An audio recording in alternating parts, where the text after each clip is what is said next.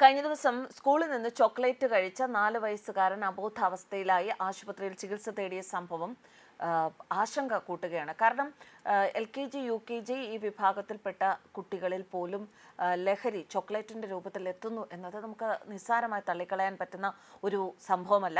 ഈ സംഭവത്തിൽ കൂടുതൽ അന്വേഷണത്തിന് പോലീസ് വിദഗ്ധ പരിശോധനയിൽ ശരീരത്തിൽ ലഹരി പദാർത്ഥത്തിൻ്റെ അംശം കണ്ടെത്തിയെങ്കിലും ഇത് ചോക്ലേറ്റിൽ കൂടിയാണോ ശരീരത്തിൽ എത്തിയത് എന്ന കാര്യത്തിൽ ഇതുവരെ സ്ഥിരീകരണം ലഭിച്ചിട്ടില്ലെന്നാണ് പോലീസ് പറയുന്നത്.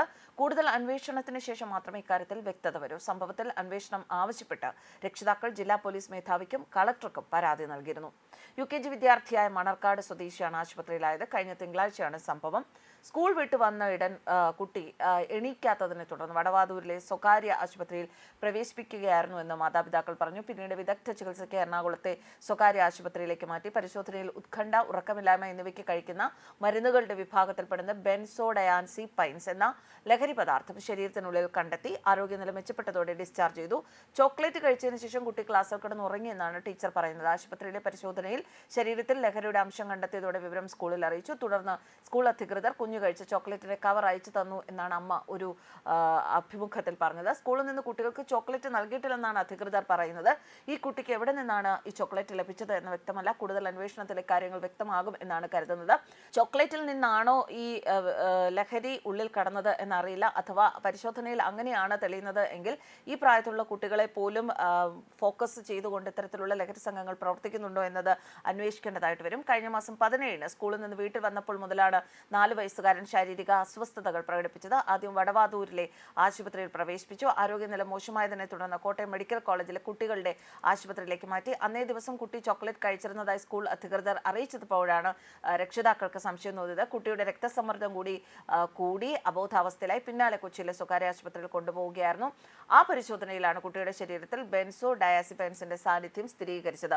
ഉറക്കമില്ലായ്മയ്ക്ക് നൽകുന്ന മരുന്നാണ് കുട്ടിയുടെ ഉള്ളിൽ കണ്ടെത്തിയത്. ചിലർ ലഹരിക്കായി ഈ മരുന്ന് ഉപയോഗിക്കാറുണ്ട്. ചോക്ലേറ്റിൽ നിന്ന് തന്നെയാണോ കുട്ടിയുടെ ശരീരത്തിൽ ലഹരി എത്തിയത് എന്ന് പോലീസ് അന്വേഷിക്കും. അതേസമയം കുട്ടിക്ക് സ്കൂളിൽ നിന്ന് ചോക്ലേറ്റ് നൽകിയിട്ടില്ലെന്നാണ് സ്കൂൾ അധികൃതർ പറയുന്നത്. അങ്ങനെയാണെങ്കിൽ കുട്ടിയുടെ കയ്യിൽ എങ്ങനെ ചോക്ലേറ്റ് എത്തി എന്നതും അറിവില്ല. ആശുപത്രി വിട്ടു എങ്കിലും കുട്ടിയുടെ ആരോഗ്യസ്ഥിതി മെച്ചപ്പെട്ടു വരുന്നേ ഉള്ളൂ. കഴിഞ്ഞ കുറേ ദിവസങ്ങളായി എനിക്ക് തോന്നുന്നു ഈ ഒരു വർഷം തുടങ്ങിയപ്പോൾ മുതൽ വളരെയധികം ടെൻഷൻ ഉണ്ടാക്കുന്ന, ആശങ്ക ഉണർത്തുന്ന ഇത്തരം വാർത്തകളാണ്.